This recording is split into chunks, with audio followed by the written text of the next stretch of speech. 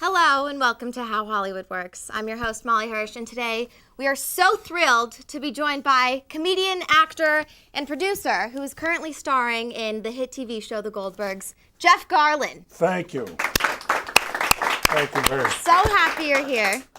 Thank you. That was an inside There he joke is. for him. Okay, so we're all good. So Yes. we're all good. Yes. So Jeff, Oh, that's the name of the show, How Hollywood Works? there it is. Right I have there. no idea. Now you No, know. you know, I don't.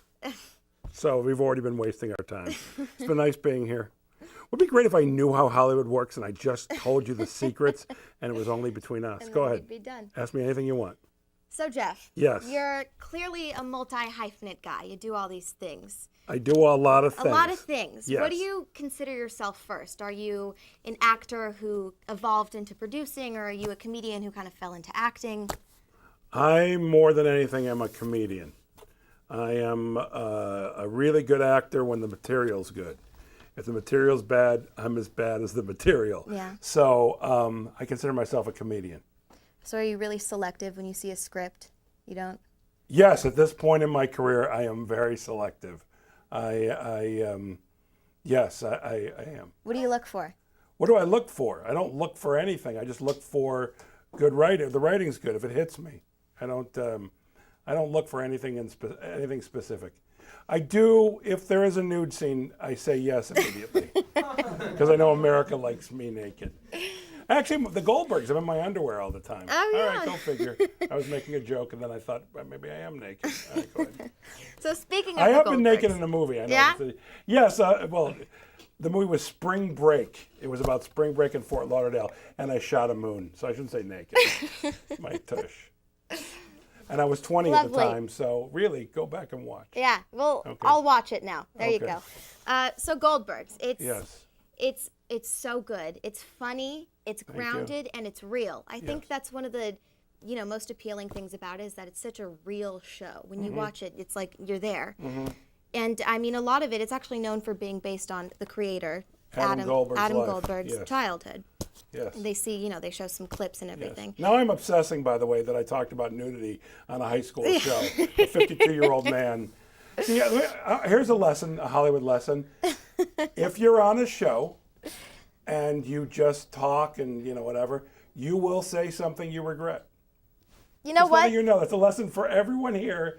Eventually, let's say you talk for 5 minutes. In that 5 minutes, you're going to say something, and you say, "Why'd I say that?" First What was 2 the minutes of the purpose that? show, and we already have a regret. I Yes. like it. That's Oh no, I have many regrets. That makes a good I show. regret even coming. Oh, So I'm ouch. I'm Bye. loaded with regrets. You have no idea.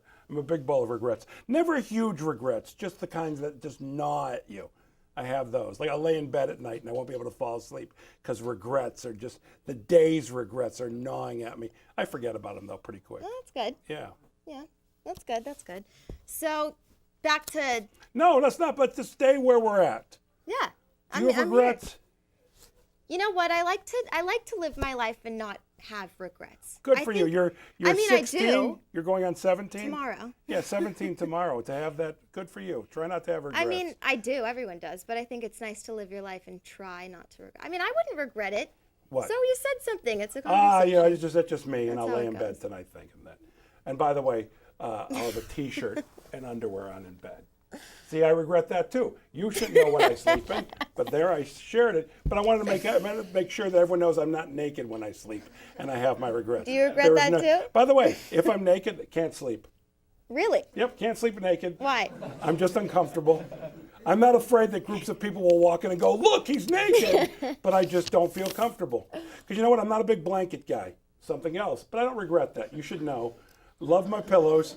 Don't love a blanket. See, most things when you talk about how Hollywood works, you're not going to find that stuff out. We've gone under by staying in the moment. But keep going. Go ahead. Ask me a question. How naked movies work. I should change the title. By the way, speaking of which, how naked movies work, I have a show. I have a podcast called By the Way, and it's not out yet, but I just but it's a conversation thing with Michael Sheen, who's on a show called Masters of Sex. Oh, yeah. And I asked him about the nude scenes that he has, which are a lot of them having sex. And It's much more. But the thing is, if you've ever been on a set, the last thing you want to do is a sex scene. And I'm not even speaking for me. I'm speaking for my friends who have sex scenes. I have a movie coming out Friday. It's my first sex scene, but it's not a sex scene. It's just me making out with a lady who I don't know. And we filmed it at 5 in the morning. I didn't know her. It was wrong. Okay. All right, let's go back to it. Back to it. I don't know what we're talking about. Okay. But I can tell you that I love my pillows. And blankets, I just get too hot. But I'll lay there with regrets all night long. You know what my wife will do? My wife will turn over to me, say things to me that I can do nothing about, and then she goes to sleep, having put it on me. And I just stare at the ceiling. Oh, that's enjoyable. Marriage, everyone. That's by the way, marriage is great, but it how sucks. marriage works. We got so many titles going now. How marriage works, yes. Marriage is wonderful but horrible. You've seen your parents. All right, keep going. So back to Adam Goldberg. No, see, stop with the back. Oh, my God. It's just where we're going right now. Just ask the question. Go. Okay. Yeah. Goldberg's is based on a lot of true things, real life things that happened in with his Adam childhood. Goldberg, yes. Are they all based on real scenarios, or are some of them kind of, As far as I know, they're all based on real scenarios. Yeah. Yeah. Do other people contribute, or is it just his? No, I think some of the writers will tell a story about their youth, and it ends up in the show. Together. Yeah, but it's all based on the truth to a degree. Yeah. Nice. I got to tell you, this Beverly Hilton water, delicious. Okay. It's good? It comes from the river that runs by the Beverly Hilton, and they purify it. It's delicious. So, Goldberg's, you love it. Goldberg's, I love it. Yes. Nice. Yes, nice. That is good. That's good. I know people who are on shows, and I have been a person in a movie that I hate, and that stinks. You know when you hate it? When you do it for the money. Yeah. Well, it's just that you take a gig for the money, and at first you're like, you're going to pay me that much, and then you do it, and you go, this ain't worth it. Do you feel like as you've, gotten older and been in the industry longer, you've kind of, chosen things that are more like characters who are based off of, like your own personality? No, but I look to see if I can play it or not.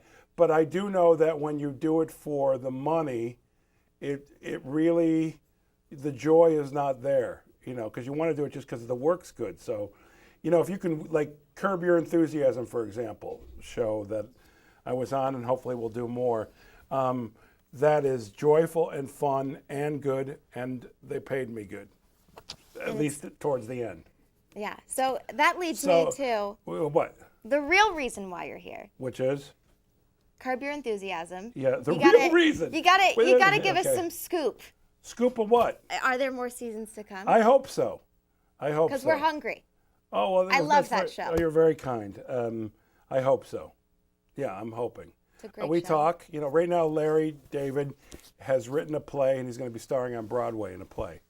So, and I'm doing the Goldbergs, but I can still do Curb Your Enthusiasm. So hopefully, in a year or two, we'll do some more. It's such a great show. Thank and you you. know what I love about it? It's very similar to the Goldbergs in that they're both very real. They're grounded, in reality, you can tell. But, from the filmmaking to just how the characters communicate with one another. The show Curb almost seems like it's improvisational.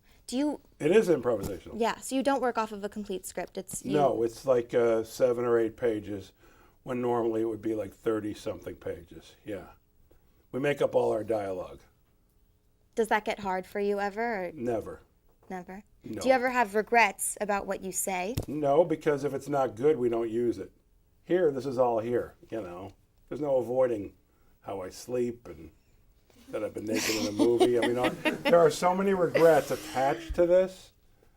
The only regret I don't have is I met you. You're lovely, and helping Tony Sarandos is a lovely thing, But in general, I really don't want to be here.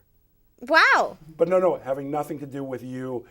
First of all, anytime you see me, even on the Goldbergs, just watch the Goldbergs or Curb and go, he'd rather be napping. Anytime you see me walking down the street in Beverly Hills, you can just look in your head and go, he'd rather be at home napping. I would. I love napping. Oh my God, I love napping. I can fall asleep anywhere. As a matter of fact, I could fall asleep in this chair. Just not with, you need some pillows. Call it a day. Nope, no pillows are necessary for my napping. Now, sleeping for the night, this would not work. But I could take a good 30-minute nap in this chair. Now, here's the real question. Can you nap with regrets or no? By the way, that's an interesting thing.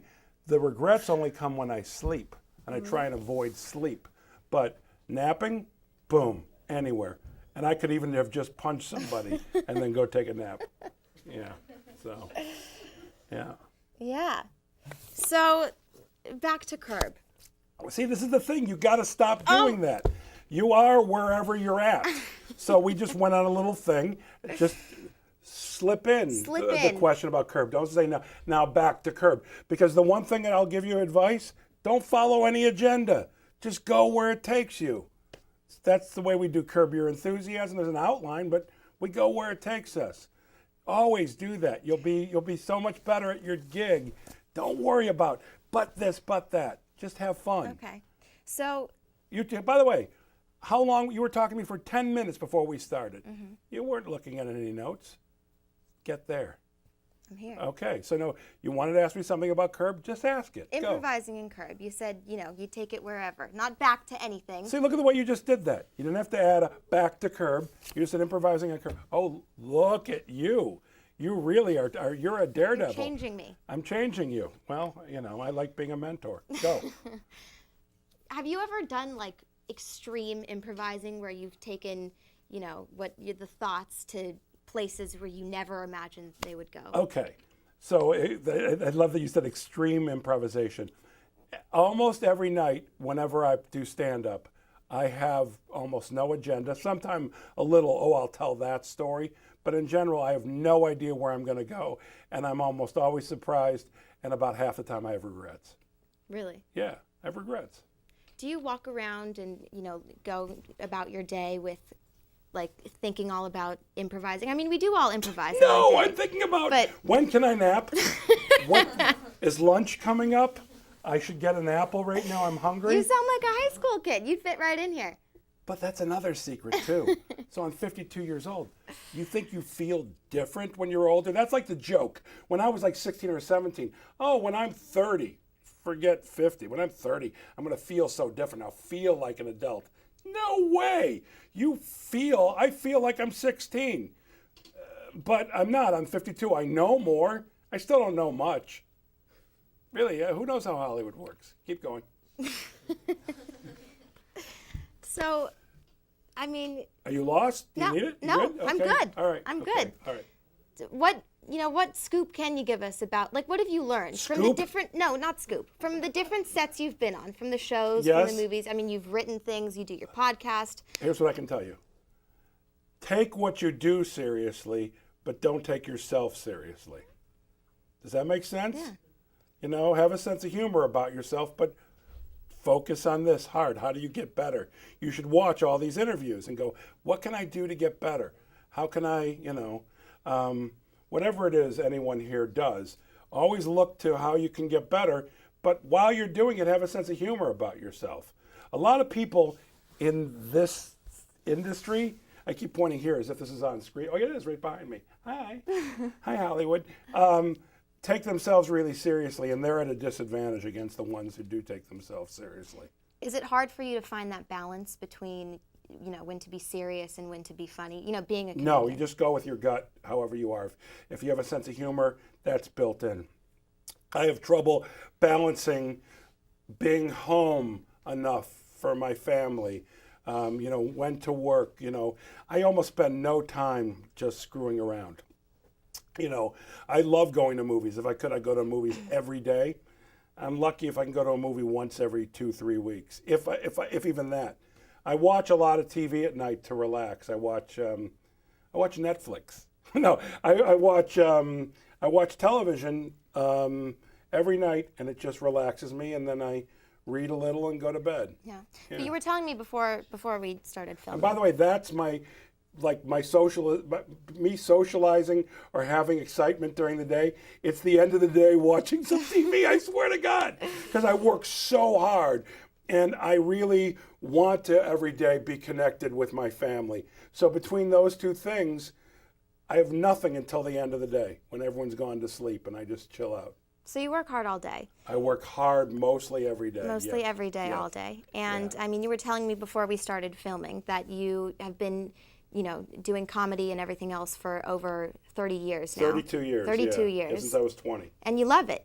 Love it. So that gets you through the day. Do you go, It helps since you to do it? to do what you love. And like I said, when you do things for money, you always regret it. Mm-hmm. And if you do what you love, there'll be money enough to survive, but you'll be a happier person if you just do what you love. So when you I go love that you sat like this as you listen to me. Go ahead. So when you go through these long, crazy days and you come back and you watch TV, are you happy with your day? Do you I don't think about my day, and I don't want to think about my day when. See, I look at my job. My job is to ease people's pain. So when they've had a bad day or just things aren't right, they're not feeling good, they can watch me do stand-up, they can watch a movie I'm in, they can watch The Goldbergs, they can watch Curb Your Enthusiasm, and for that 20 minutes, hour, half hour, whatever it is, they're gone. They don't have to worry about the stuff. So when I'm sitting at night relaxing, reading, or watching, I gave that as a visual, reading or watching television, I'm just escaping.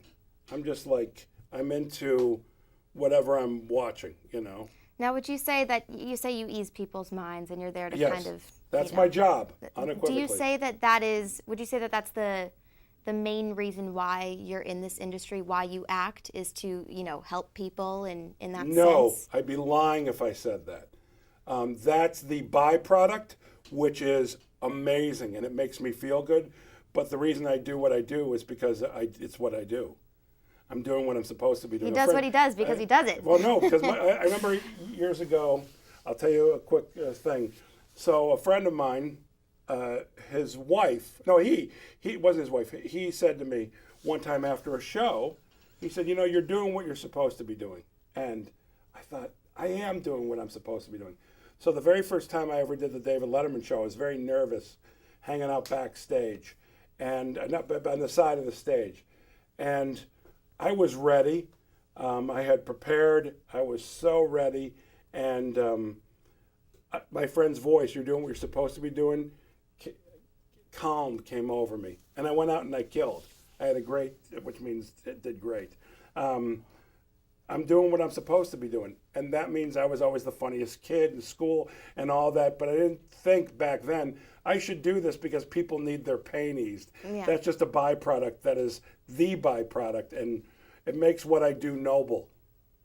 So you say you've always been the funniest kid in school and Yes. that kind of stuff. What do you Once think? when I was in elementary school, for like 2 weeks, this kid, Brent Pincus, I remember his name. Pincus. Yeah, now I'm remembering it. Everyone told me he was funnier than me. And it really With a name upset like me. Pincus, you hope the and best mostly for it was him. because of the way he laughed in class. Everyone would laugh, but he wasn't funnier than me. It lasted 2 weeks. I was back on top. Back on top. Yeah. So you say you were the funniest kid. What do you think was, what made you decide to choose comedy? Well, it's like if somebody goes out for the baseball team and they throw the ball 100 miles per hour, 98 miles an hour with a lot of movement, they think to themselves, maybe I should do this. Maybe I'm good at this. And they give it a try. Being the funniest kid the whole time, I'll tell you the moment when, there's 2 moments when I knew. 2, they're separate. One was when I was 8 years old. We went to go see this comedian named Jimmy Durante perform in Chicago. And on the way home, I asked my parents if that was a job. Because I was watching him mystified, in this nightclub. I couldn't believe watching the people laugh and everything. And I said, is that a job? And my parents said, yeah, that's a job. I said, that's a job that I want. And then years later, I remember being in 11th grade and still the funniest kid and had dreams of this and that. But I saw in 11th grade, I remember specifically, saw the Blues Brothers. And when I came out of the thing, I kept saying I'm on a mission from God, which is not funny to say that over and over. But I felt this connection of like, that's what I'm going to do. I'm going to be like in the blue. I'm going to be like John Belushi. That was, boom. And I've stuck to that ever since. That's great. Yeah. Was your family supportive of you wanting to go into comedy? Not initially. My parents were, please go to school, have something to fall back on. And I'm going to say this. See, this is to be the controversial thing that I say in this, but I won't have regrets because it's the truth. Not that how I sleep isn't the truth, but it's that if I had something to fall back on, I might have fallen back on it, because show business is the hardest thing in the universe. It's extraordinarily hard, and you will face adversity every other day. And if I had like a degree in something, I might have went, I'm going to go do that, because I thought about quitting along the way. But here's also the flip side of that, in terms of you have to laugh at fear and adversity, because fear and adversity also come constantly.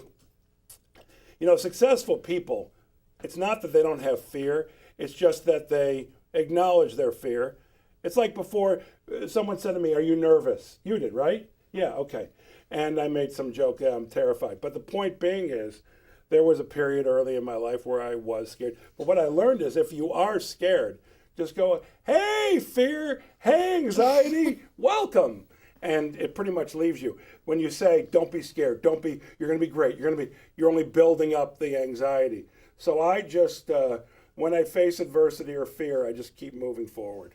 Now, what do you think is, you said you almost wanted to quit a Yeah, couple numerous times, yeah. What do you think is the hardest part for you? What was it, the competition in the industry? Was it people Never not the competition, thinking you were because funny? I always felt I was better than everybody else. So whether I was or wasn't, I had confidence, supreme confidence. Pink me But- wasn't in the game. But sometimes it gets hard, because there aren't a lot of people in Hollywood that really truly recognize talent. That's why when you go see movies or you watch TV shows and you wonder how a certain person's on the TV show or in the movie, it's because somebody with no taste cast them, or said, "Oh, they'll be good," or they were having sex with somebody and they went, "Oh, I'll put her in because I'm sleeping with her." Oh, that does happen. Not. By the way, let me just say, I love pillows and I love napping. Would you I cast don't know where them? I was going. Would I cast? If someone gave me a pillow, I would give them yeah. No, go ahead. So, fear, you stood up to fear. I do on a daily basis. I stand up to fear, yes. So you still, I welcome fear. Come on, fear. Not the kind of fear of, an earthquake's happening. I don't want that fear. You know what I mean? I don't want that, but I'm talking about life's challenges, the daily challenges, the things that sometimes the fear paralyzes you. I just plow through that. And anybody can do that. Great advice. What would Yeah. you say is your life mantra? My life mantra is, I meditate. I do transcendental meditation, and I have a mantra, but I'm not allowed to say it out loud. What would be my life's mantra? Really, my life's mantra is, I don't know anything, so I just keep moving forward. I don't even know that's a mantra. Or take what you do seriously, but don't take yourself seriously. Or I like chocolate. That's a good one, because everybody likes chocolate. I don't eat chocolate anymore, but I like chocolate. I haven't had chocolate for almost 7 years, but boy, I like it. I like pudding too. Chocolate pudding. Yeah, I'm big on that. Haven't had that for a long time. So that would be a mantra. So how's that? I like chocolate pudding. It's a great mantra. Yeah. What would you say, specific advice? So you're rocking right now. You're in the moment with me. You are just there. You're going to be very successful. See? I don't need the paper. I'm You done don't. with it. But you also studied that. You know it's there. It's like inherently there. That's the thing about learning lines. At a certain point, you just got to throw your script away, because either you know it or you don't. All right, go ahead now. So, for people wanting to be in your position one day, to be, a successful comedian who's also, an actor, producer, everything you do. Yeah. What specific advice do you have for those people, for the funniest kid in class, for that person? Believe in yourself and keep moving forward. That's it. Do you know what I said? Adversity comes. What's the word that people use that you just keep going? Persistence? Perseverance. Yeah. Perseverance in Hollywood is not going crazy when nothing is going on. Because there's going to be a lot of days and weeks and months, maybe even years, where nobody's saying your name and nothing's going on and it feels hopeless. Don't go nuts, because the year after, the day after, the week after, whatever it is, people will be saying your name. Something will happen, but it just might not happen right when you want it. And that's how you welcome fear. Welcome fear, yes. Okay. Yes. Thank you so much for coming. That's how Hollywood works. That's how marriage works. That's how you live with regrets. Yeah. It's how a lot today. By the way, it's not. By the way, that's something I'm not good at, living with regrets. Although I let it go. I don't let anger and all that stuff. That leaves me. But yeah, I have too much anxiety. But I also think that you're born with that, and maybe you can. I don't know. See, I don't know anything. Isn't that the beauty? Most people my age think they know everything. I am so confident that I don't know anything. That's beautiful. That's what I'm here to tell you, kids. You don't know anything, and neither do I. Welcome to Earth.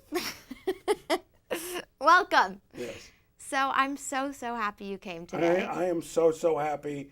I came today. You don't regret coming? No, I don't. I do regret coming, but I'm thinking to myself, happy birthday. Oh, thank you. You're welcome. Tomorrow. Tomorrow. Yeah.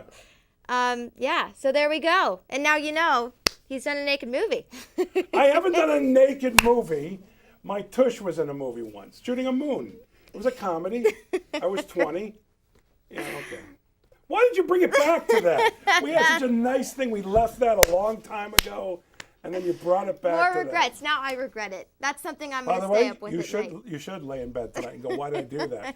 I'm not angry, though. Know that when you're lying there. I'll regret it. But you should regret it, because I'm going to regret coming. Oh, yeah, he's just full of compliments today. No, I think, by the way, you're fantastic. You're adorable, and you are adorable. And now this can't be posted anywhere. By the way, let's also add this. Regret. I just swore on a high school TV station. But you are. That's the adjective that I throw in. Thank you. I tell your parents. I'll take it. What I tell you to tell your dad? What I tell you to tell your dad? That I'm adorable. Yes, and what else? And go Cubs go. And go Cubs go. Go Cubs go. I said that before we began, but now I've added an adjective onto it. You can tell him that. Okay. All right. I'll make sure to do it. Please do. And that's End this. Okay. No, but I'm happy to heard be him. here. Okay, so we're gonna stop filming. Bye. That's it. That's it. Okay. You ended my Thank show. you. I'm Ted Sarandos, and you're watching Absolute K-Bev. I'm Barack Obama, and you're watching Absolute K-Bev. I'm Charlie Chaplin, back from the dead, and you're watching Absolute K-Bev. I'm David Schwimmer, and I went here. I think, didn't he? I don't know. Okay. Good. I'm other. All right, and here, all right, I'll admit it. I'm Jeff Garlin, and you're watching Absolute K-Bev. Good for you.